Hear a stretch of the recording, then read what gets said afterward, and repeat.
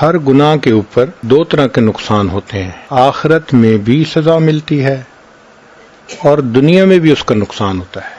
ان میں سے ایک نقصان تو یہ کہ دل پریشان رہتا ہے۔ آپ کسی بندے کو دیکھ لیں جو جھوٹ بولتا ہو یا کسی سے حسد کرتا ہو یا کسی غلط تعلقات میں پھنسا ہو، دل بے چین ہوگا، حالانکہ اس کے پاس مال پیسے کی بہتات ہے، جو چاہتا ہے کھائے، جو چاہتا ہے پیے، جہاں چاہتا ہے سوئے، دل پریشان۔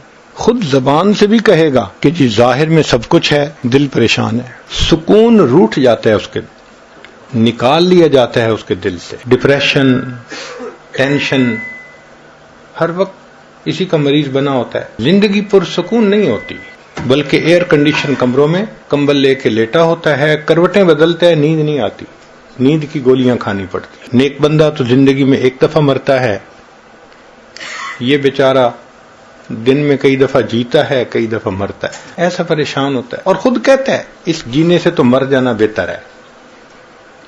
بنیادی وجہ کیا ہوتی ہے کہ گناہوں کے اثرات ہوتے ہیں۔ ایک اور وجہ گناہوں کی وجہ سے جو پیش آتی ہے کہ عبادت کی توفیق چھن جاتی ہے۔ چنانچہ انسان اگر بدنظری کا ارتکاب کرے، تہجد کی توفیق نہیں ملتی، تکبیر اولیٰ کی توفیق نہیں ملتی، مسنون دعائیں بہت سارے لوگوں کو یاد ہوں گی، موقع پہ پڑھنی یاد نہیں آتی۔ یہ گناہوں کا وبال ہوتا ہے۔ ہمیں ایک حافظ قرآن نوجوان ملا، کہنے لگا حضرت حفظ قرآن کیا ہوا تھا 9 سال میں، کبھی ناظرہ بھی قرآن ختم نہیں کیا۔ توفیق چھن جاتی ہے، فجر کی توفیق نہیں ملتی، قضا ہو جاتی ہے، آنکھیں نہیں کھلتی، الارم لگا لگا کے رکھتے ہیں، الارم بھی بند کر دیتے ہیں، پتہ بھی نہیں ہوتا کیا یا نہیں کیا۔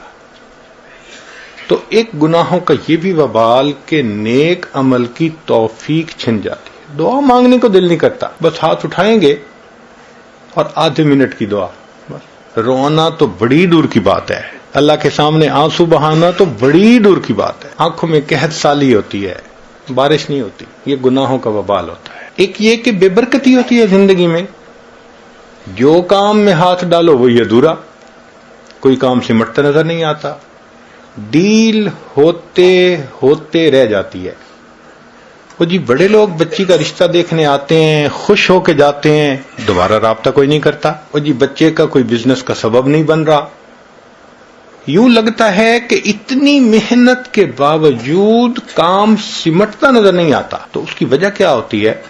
بے برکتی ہوتی ہے، نہ وقت میں برکت، نہ صحت میں برکت۔ اب 22 سال کا نوجوان ہو اور شکایت کرے جی کہ مجھے لو بیک پین ہے، تو یہ بے برکتی کے سوا اور کیا ہے؟ 18 سال کا نوجوان، حضرت بیٹھتے ہوئے اٹھتا ہوں آنکھوں میں اندھیرا آ جاتا ہے، 18 سال کی عمر میں صحت میں برکت ہی نہیں رہی۔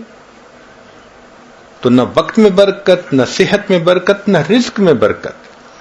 جتنے گھر کے افراد ہیں سب کے سب کمانے والے، خرچے پورے نہیں ہوتے، اس کو بے برکتی کہتے ہیں۔ تو گناہوں کے وبال، ایک وبال یہ بھی ہے کہ نعمتیں زائل ہونا شروع ہو جاتی۔ خود کہتے ہیں حضرت ایک وقت تھا لوگوں سے لاکھوں لینے تھے، آج ایک وقت ہے کہ لوگوں کو لاکھوں دینے ہیں۔ ایک وقت تھا مٹی کو ہاتھ لگاتے تھے سونا بن جاتی تھی، آج سونے کو ہاتھ لگاتے ہیں مٹی بن جاتا ہے۔ کیوں ایسا ہوتا ہے؟ کہ جو پروردگار نعمتیں دینا جانتا ہے وہ پروردگار نعمتیں لینا بھی جانتا ہے۔ تو گناہوں کی وجہ سے اللہ نعمتیں واپس لے لیتے ہیں۔ تو آخرت میں تو جو سزا ملے گی وہ تو اپنی جگہ، دنیا میں ہی ان گناہوں کی وجہ سے مصیبتیں ہوتی ہیں انسان کے سر پر۔ اس لیے ان گناہوں کا ایک ہی حل ہے کہ انسان ان سے توبہ کر لے۔ یہ نہیں ہو سکتا کہ گناہ بھی کریں اور اللہ بھی راضی رہے، با مسلمان اللہ اللہ، با برحمن رام رام، یہ نہیں چلتا، ایک کا بن کے رہنا پڑتا ہے۔ گناہ کی مثال کینسر کی سی ہے۔ اگر جسم کے کسی حصے میں کینسر ہو، اس کا ایک ہی حل ہے کہ اس کو آپریٹ کر کے کاٹ دیا جائے، اس کے سوا دوسرا حل نہیں ہے۔ اگر نہیں کریں گے تو یہ کینسر پھیلے گا، موت کا سبب بن جائے گا۔ بالکل اسی طرح گناہ کی یہی مثال کہ اس کا ایک حل ہے کہ توبہ کر کے گناہ کو چھوڑ دیا جائے، اگر نہیں تو اس کی ظلمت ایسے پھیلے گی کہ بالآخر انسان روحانی موت مر جائے گا۔ گناہ کی ابتدا کچے دھاگے کی طرح کمزور ہوتی ہے۔ انسان ابتدا میں گناہ کو چھوڑنا چاہے تو بڑے آسانی سے چھوڑ دیتا ہے، لیکن کرتا رہے تو پھر گناہ کی عادت اتنی پختہ ہو جاتی ہے کہ جیسے جہاز کا لنگر ہوتا ہے، اینکر آف دی شپ۔ شپ کو اینکر سے باندھ دینا، وہ ہلنے نہیں دیتا اس کو۔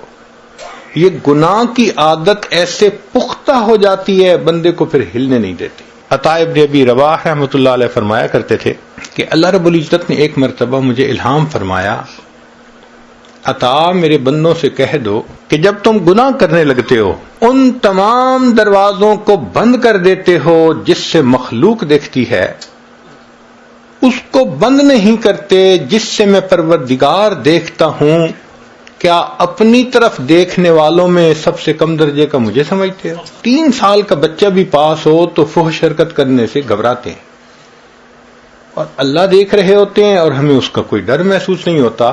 اس کا مطلب یہ کہ ہم نے اللہ کی اتنی بھی قدر نہ کی، اتنا بھی لحاظ نہ کیا۔ تو گناہوں کے اپنے اثرات ہیں۔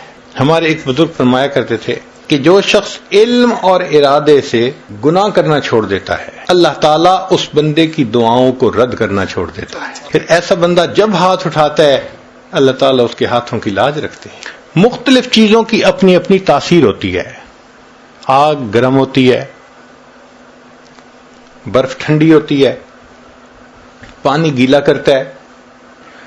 اب کوئی بندہ کہے جی کہ میں پانی میں بھی رہوں گیلا بھی نہ ہوں، بھئی کیسے ہوگا؟ آگ کے پاس بھی بیٹھوں گرمی بھی نہ آئے تو آگ کیسی؟ جی برف ہاتھ میں پکڑوں ٹھنڈی نہ لگے، بھئی برف کیسی؟ تاثیر ہے اس کی۔ جس طرح ہر چیز کی مادی طور پر تاثیر ہے، اسی طرح گناہ کی یہ تاثیر ہے کہ بندہ کا دل پریشان رہتا ہے۔